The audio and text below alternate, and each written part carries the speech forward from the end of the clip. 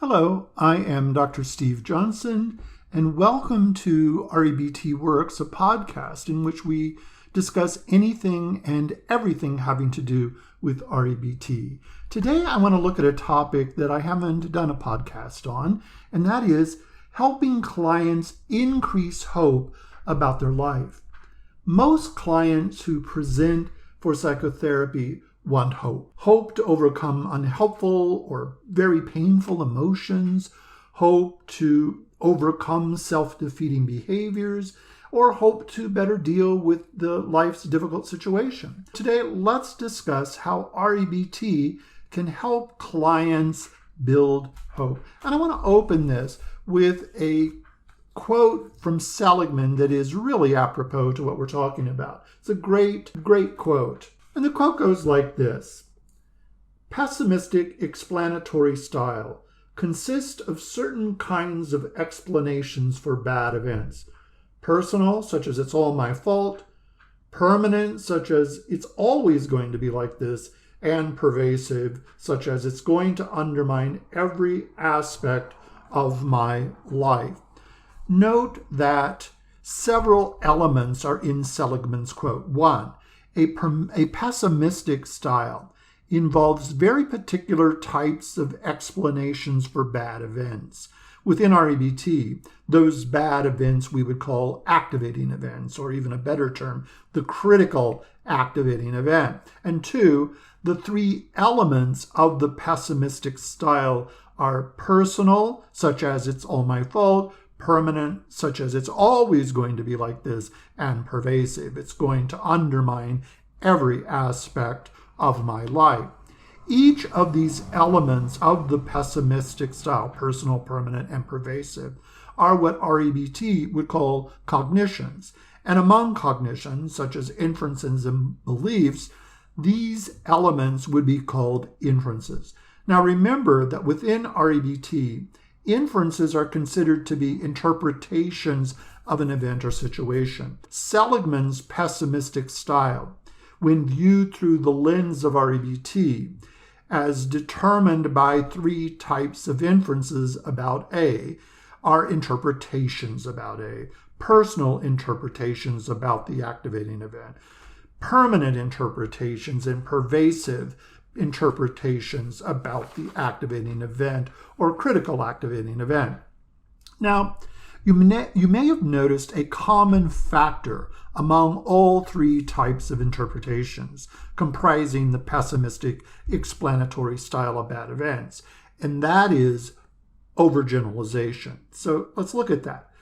The personal element, such as everything about the bad event is my fault, note that word everything, which is an overgeneralization. The permanent element, it is always going to be this way. Again, the always is a gross overgeneralization. And pervasive, it will undermine everything in my life. Again, the everything is a gross overgeneralization. It is all my fault. It will always be this way, and it will negatively impact my entire life. You can see how clear it is that holding these types of inferences are inadequate, illogical, and unhelpful, and would thoroughly undermine hope. So what steps could be taken to develop a realistic, optimistic explanatory style? Well, one, we don't want to be Pollyannish, and so we would acknowledge any bad elements within the activating event. Two, we would view the event, however, as temporary and specific rather than engage in overgeneralization and see it in a global, universal way. And three, we would disaggregate the event. A pessimistic explanatory style that destroys hope treats the event as one single unified entity, whereas a realistic, optimistic explanatory style views the event as made up of or have component parts of the situation. For example, the pessimistic explanatory style, I got fired and it's totally my fault, is, you see, overly generalized, whereas the optimistic explanatory style would be more like me getting fired was made up of numerous possible factors. Maybe the economy. It could be that others may have been better suited to the job that I had, or different skills are now needed in that position, skills that maybe I don't have or I don't have to the degree that I needed. Or maybe I just made some mistakes, some big mistakes. Whatever it is, note that not all of those factors are my fault. Many things are outside or beyond my control. Similarly, permanent. I am always going to get fired from jobs. A better one that's more optimistic rather than that pessimistic element is it's possible I will get fired from future jobs, but it's also possible that I don't get fired. Getting fired from this job doesn't logically determine that I will always get fired. A pervasive alternative would be getting fired from this job will mess up all aspects of my life. Now, that's the pessimistic style, right? Whereas the optimistic one would hold a different view. Getting fired from might complicate some aspects of my life, but might actually strengthen others. Maybe I can experience getting better connected and being supported by others when I didn't do that before. Or I might find another job that gives me more free time and so forth. So notice the openness in the optimistic style rather than the closedness and rigidity of the pessimistic style.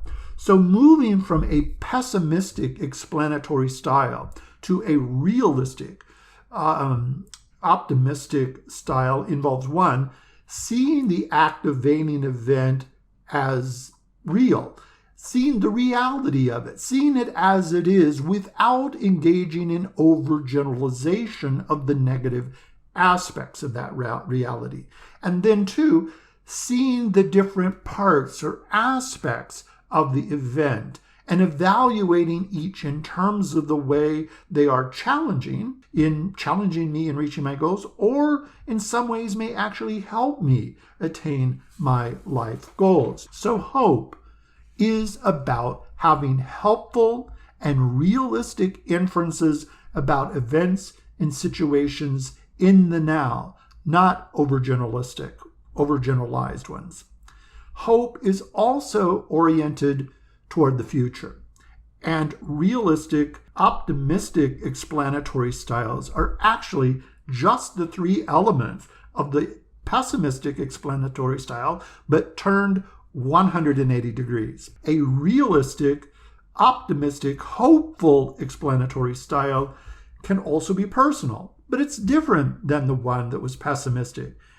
For example, it's where the individual sees their life as more and beyond the current events, transcending those events. These events and their negative parts do not make up the greater whole of my life across time. Pervasive, but this time more hopeful pervasive rather than pessimistic pervasive, such that my life is seen as a story, and that story is made up of parts with negative parts, but also positive parts within the event, all together comprising a life transcending the individual moments. And then the permanent, optimistic rather than pessimistic would be, even if my life has negative moments, even moments when I am suffering, but I have the ability to view that this is an important opportunity to focus on enjoying my life right now. So you see, these are more optimistic elements that take that pessimistic style and turn each of those inferences 180 degrees. Hope is comprised of an explanatory style made up of inferences that are one, realistic, two, accept the complexity of reality, the complexity of events, and are focused on opportunity, multiple opportunities, even in the midst of the negative aspects of the event.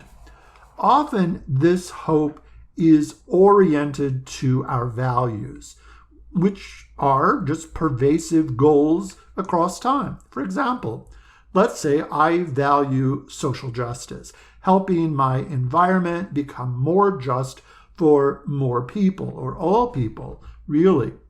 This is a transcendent value, and there are many, many such values, and each of us may have different ones. But this value, this one of social justice, can orient me to sequence all of life's challenges. See those life challenges as opportunities. Not like don't like the challenges and don't like the negative aspects, but they are seen as particular, not overwhelming threats to the meaning and purpose of life. Think of your long-term goals and the values in which they are grounded. How can they help you view events as opportunities, acknowledging the negative, but opportunities rather than just overwhelming threats? Hope, however, is not just about an orientation to the future, but a reparative orientation to the past.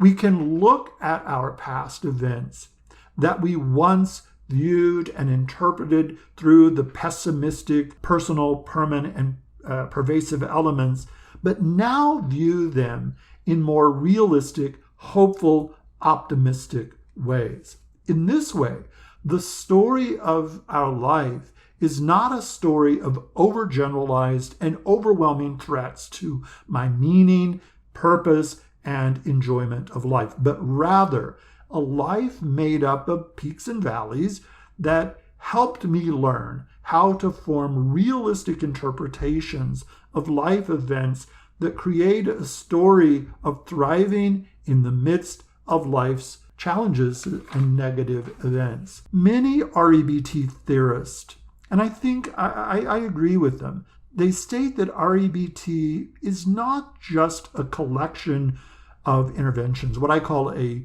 toolbox of interventions, or it's not just a model of psychotherapy. It is a way of living and seeing the self and others, life, and the world in which we experience the world as it is without unduly disturbing ourselves about the valleys and the negative events within that life.